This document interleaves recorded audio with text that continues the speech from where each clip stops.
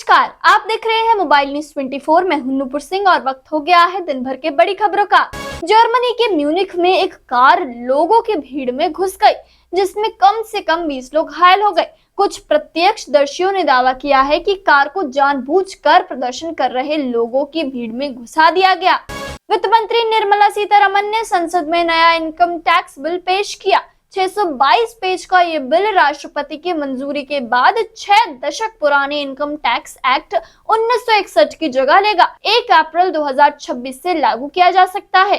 Supreme court ने एक बार फिर ईडी को फटकार लगाई है और सख्त लहजे में कहा कि लोगों को जेल में रखने के लिए पीएमएलए का बार बार इस्तेमाल किया जा रहा है। पीठ ने प्रवर्तन निदेशालय से कहा कि इस कानून का दहेज वाले कानून की तरह दुरुपयोग किया जा रहा है। पूर्व सीजेआई डीवाई चंद्रचूड़ ने कहा कि सुप्रीम कोर्ट के जजों पर काम का काफी दबाव रहता है, ऐसे में वो अपनी थकान मिटाने के लिए अलग अलग तरीके अपनाते हैं। मेरे लिए ये तरीका ध्यान और प्रार्थना का है। हालांकि ध्यान और प्रार्थना मुझे सिखाती है कि देश के हर धार्मिक समुदाय के साथ निष्पक्ष रहना जरूरी है। शिवसेना यूबीटी नेता आदित्य ठाकरे ने आप संयोजक अरविंद केजरीवाल से मुलाकात की और दोनों दलों के बीच दोस्ती बरकरार रखने का भरोसा दिया। उन्होंने दिल्ली में हुई चुनावी अनियमितताओं पर भी चिंता जताई। मुलाकात के बाद ठाकरे ने कहा, सरकारें आती जाती रहती हैं, लेकिन दोस्ती बनी रहती है। दोस्तों, आगे की खबर पे चलने से पहले आपसे रिक्वेस्ट है कि अगर आपने वीडियो को अभी तक लाइक नहीं किया, इस पर कमेंट नहीं किया है, तो जल्दी से कर दे, क्योंकि आपका एक लाइक और एक कमेंट हमारी टीम का हौसला बुलंद करता है और हम रोजाना ही ऐसी दिन भर की बड़ी खबरें लाते रहते हैं। रक्षा मंत्री राजनाथ सिंह ने कहा कि भारत परिवर्तन के क्रांतिकारी दौर से गुजर रहा है। देश के लड़ाकू विमान, मिसाइल प्रणाली, नौसैनिक पोत न केवल हमारी सीमाओं की रक्षा कर रहे हैं, बल्कि पूरी दुनिया के लिए आकर्षण का केंद्र भी बने हुए हैं। गृह मंत्रालय ने तिब्बती आध्यात्मिक नेता दलाई लामा को Z कैटेगरी सुरक्षा दी है। ये फैसला तब लिया गया जब आईबी ने दलाई लामा पर खतरे की आशंका जताते हुए रिपोर्ट दी थी। बता दें कि दलाई लामा 92 साल के तिब्बती आध्यात्मिक नेता हैं और साल 1989 में उन्हें नोबेल शांति पुरस्कार से सम्मानित किया गया था। राष्ट्रीय सड़क सुरक्षा बोर्ड के गठन में हो रही देरी पर संसदीय समिति ने गहरी चिंता जताई है। राष्ट्रीय सड़क सुरक्षा बोर्ड का उद्देश्य केंद्र और राज्य सरकारों को सड़क सुरक्षा और ट्रैफिक मैनेजमेंट के सभी पहलुओं पर सुझाव देना है। कई समितियों और सुरक्षा विशेषज्ञों ने इसे अमेरिका जैसे देशों की तर्ज पर रोड सेफ्टी का रामबाण इलाज बताया है। यूपी के वाराणसी और अयोध्या जाने वाले श्रद्धालुओं की बढ़ती संख्या के चलते वाहनों का लोड बढ़ गया है, जिससे पूरे दिन लखनऊ जाम रहता है। जाम से निजात दिलाने के लिए कानपुर लखनऊ हाईवे पर दहीपुरवा मोड़ से वाहनों का रूट डाइवर्जन किया गया है, जिससे अयोध्या व अन्य जनपदों में जाने वाली बस व अन्य भारी वाहनों को 100 किलोमीटर से अधिक का चक्कर काटना पड़ेगा। बिहार में 24 फरवरी को प्रधानमंत्री नरेंद्र मोदी भागलपुर आ रहे हैं।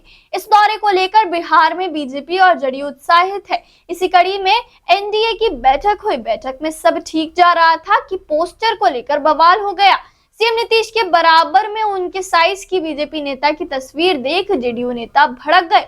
आम आदमी पार्टी के वरिष्ठ नेता व कार्यवाहक मुख्यमंत्री आतिशी ने दिल्ली में बिजली व्यवस्था को लेकर बड़ा दावा किया है। उन्होंने भाजपा पर हमला बोलते हुए कहा कि दिल्ली में सरकार बदलते ही बिजली व्यवस्था चरमरा गई है। राजधानी में अब लंबे लंबे पावकच लग रहे हैं।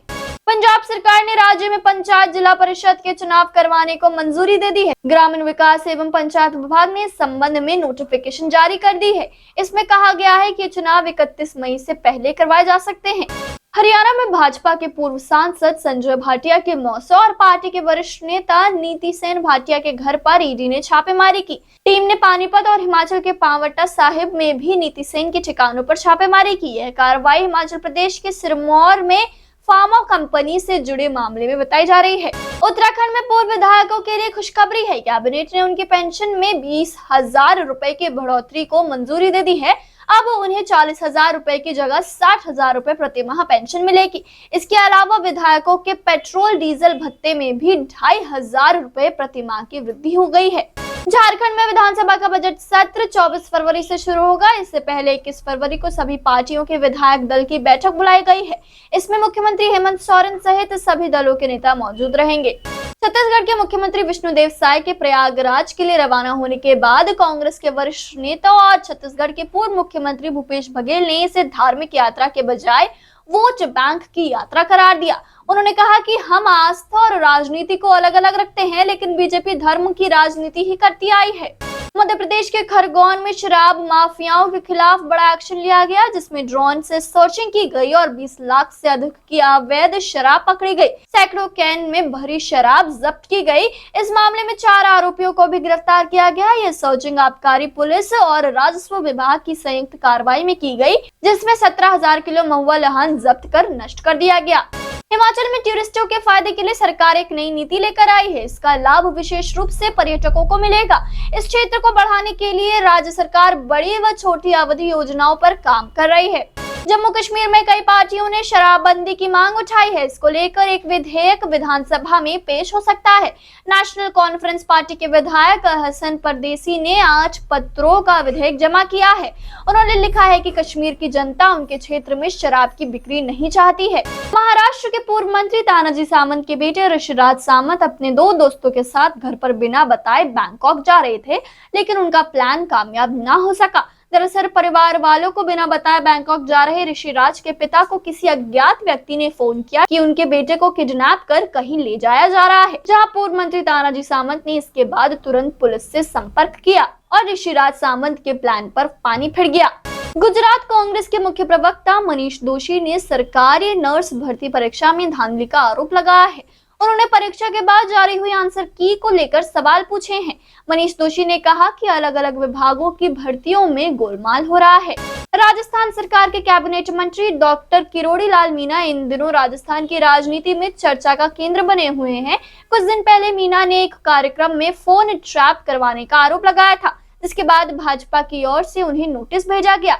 नोटिस वायरल होने के बाद कांग्रेस के नेताओं ने इस पर बयानबाजी शुरू कर दी है। रेलवे में ग्रुप डी के 32,438 रिक्त पदों पर भर्ती हो रही है। इस भर्ती में शामिल होने के लिए आवेदन की लास्ट डेट 22 फरवरी 2025 निर्धारित है। ऐसे में जो अभ्यर्थी किसी कारणवश अभी तक फॉर्म नहीं भर सके हैं, वे ऑफिशियल वेबसाइट www.rrbcdg.gov.in पर जाकर भर सकते हैं। दोस्तों, मैं देख पा रही हूँ कि आप में से काफी सारे लोगों ने इस वीडियो को लाइक कर इस पर कमेंट किया है, लेकिन कुछ लोग अभी बाकी हैं। आप किस चीज का इंतजार कर रहे हैं? इस वीडियो को जल्दी से लाइक कर इस पर कमेंट करें। तो ये थी दिन भर की बड़ी खबरें। ऐसे ही खबरों में बने रहने के लिए चैनल को सब्सक्राइब करें, वीडियो को लाइक करें और ज्यादा से ज्यादा शेयर करें, ताकि आप और आपके जानने वाले रह सके देश और दुनिया के तमाम खबरों से अपडेट।